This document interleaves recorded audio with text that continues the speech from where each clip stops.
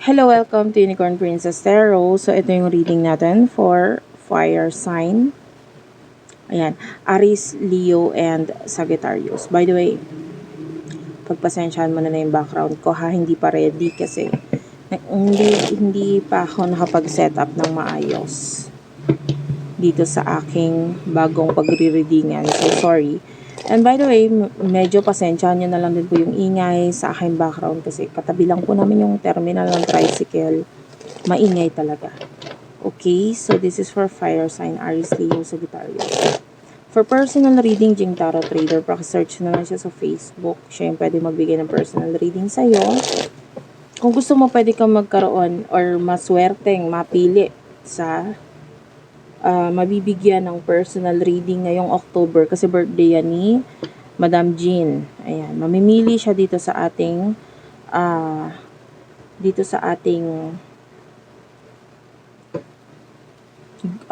channel na ito.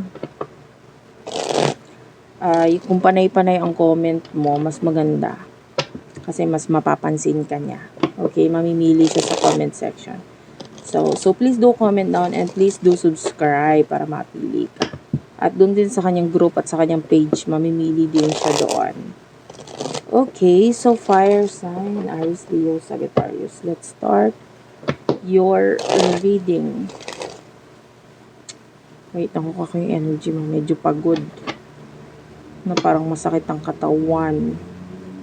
Especially sa likod.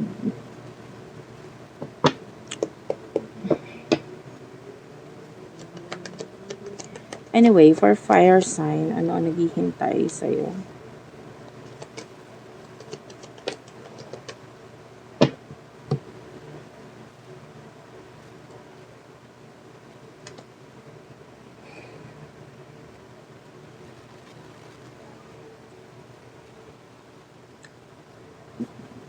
By the way, pagpasensyahan mo na rin yung noo ko. Ano yan eh.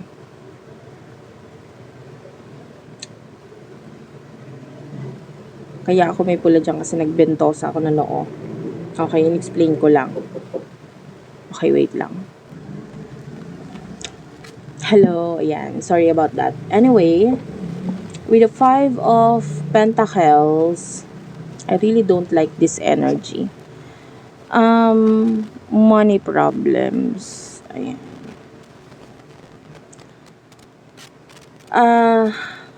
Alam mo, hindi ka naman naamin. Alam ko naman yung hindi ka aamin, di ba? Pero for some of you, meron ka mga ginagawa in the past. Meron ka mga ginawa in the past, which is hindi mo dapat gawin. With the 7 of Swords, Gemini, Libra, Aquarius energy, this is kind of stealing. So, I don't know, hindi ko naman sinabing nagnakaw ka in the past or what. Or may mga ginawa kang kalokohan in the past. You know that, alam mo yon, may karma yon. And now this is the karma. Ngayon, with the 8 of Cups, you should not use the word na parang kaya mo ginawa or kaya mo naisipan gawin in the past. Ito mga bagay na ito is because of your loved ones. Maybe you're thinking about them and then sinasabi mo sila yung dahilan. Hindi kasi ganon. Dahil actually, pag kinarma ka, damay din sila eh. 'Di ba? So, hindi mo dapat gawin yon. Yung iba, ginawa yon because of the lovers. Maybe may kinalaman sa karelasyon. Like, you want na ipakita or patunayan dito sa person na ito that kaya mo siyang i-treat or ibigay yung mga pangangailangan niya or gusto niya, etc. But I don't know, that is not yung way, no? Kung paano lumaban sa hamon ng buhay. Hindi dapat gumawa ng masama, lalo na kung may maaapektuhan kang ibang tao na nakikita natin nagtiwala sa'yo with the 7 of Swords. Yeah. Ngayon, may karma. Ito na yon. So, kaya ka nagkakaroon ng problems ngayon dahil sa mga ginawa mo in the past regarding hindi mga magagandang bagay. Sinisingil ka ngayon. Tell me about this.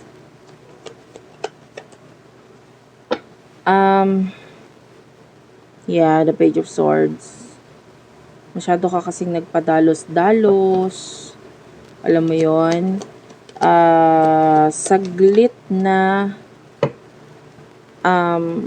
kasalanan pero naging malaki yung epekto ng karma dito. So, yung iba sasabihin, mabait naman ako dati, hindi ko naman ginawa yun. Hindi. Then this is not your reading. Remember, this is just a guide for you. So, kung hindi ka nakaka-relate sa mga sinasabi ko, this is not your reading. Alam mo naman sa sarili mo yon, di ba? Kung ginawa mo yon or hindi. Pero ako ngayon, kung alam mo yan, hindi mo kailangan mahiya sa akin, sa panonood na, naku, nakaka-relate ako, ayoko na pakinggan.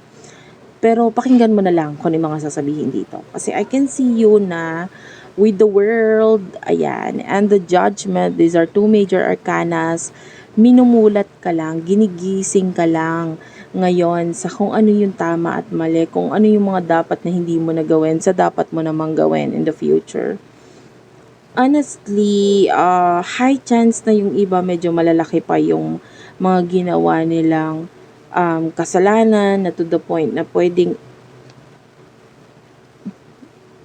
the Eight of Swords is here. Medyo mas magiging malaki yung maging single sa'yo, which is kailangan mo mag-ingat. This is pagkakakulong. So, pwede mo ma-experience yung feeling sa kulungan. Hindi man matuloy, pero pwedeng dumating sa point na naghihimas ka ng rehas because of what you did in the past. So, be very careful. Lahat naman talaga ng actions natin ay may karampatang parusa, lalo na kung ikaw alam mo sa sarili mong may mali ka. So, mag-ingat na lang at wag na lang gawain. As much as possible, mag-ano ka na lang, focus ka na lang sa sarili mo.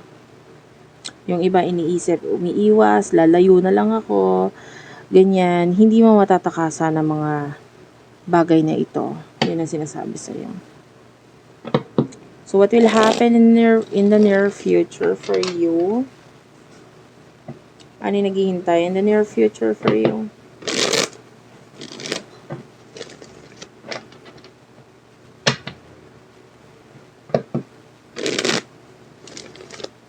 In the near future for fire sign.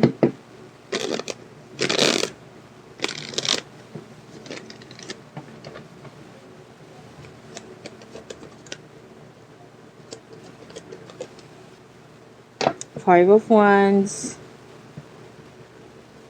I really do feel like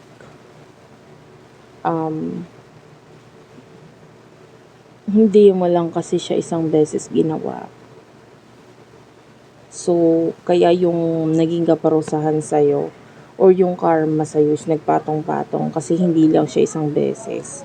Now, in the future, I can see pag-aaway, pagtatalo, arguments, mga kaaway, kagalit. So, be careful.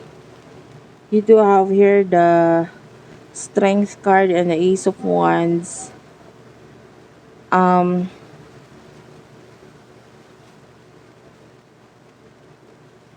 Yun nga, kung hindi para sa'yo or kung hindi sa'yo, huwag mong kunin or huwag mong galawin, whatever. The Strength card is here.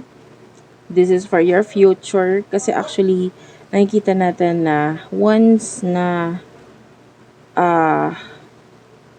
unahin mo yung actions mo, na hindi ka nag-iisip, possible talaga na magkaroon ng pag-aaway at pagkakagulo sa'yo. Okay, kung nangyari in the past, nakalusot ka, nagkakaroon ka ng karma lang ngayon na parang ikaw ay nagkakaproblema sa pera, then hindi pa naman huli ang lahat. You can still change. Ayan. Lalo na with the Page of Pentacles, hindi mo kasi alam kung paano ayusin or you're like being immature financially.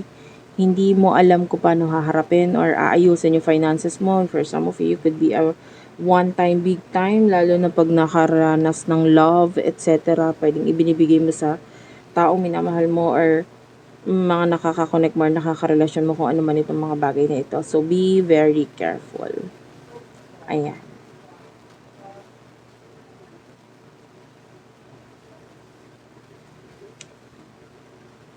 wala akong masyadong nakikita.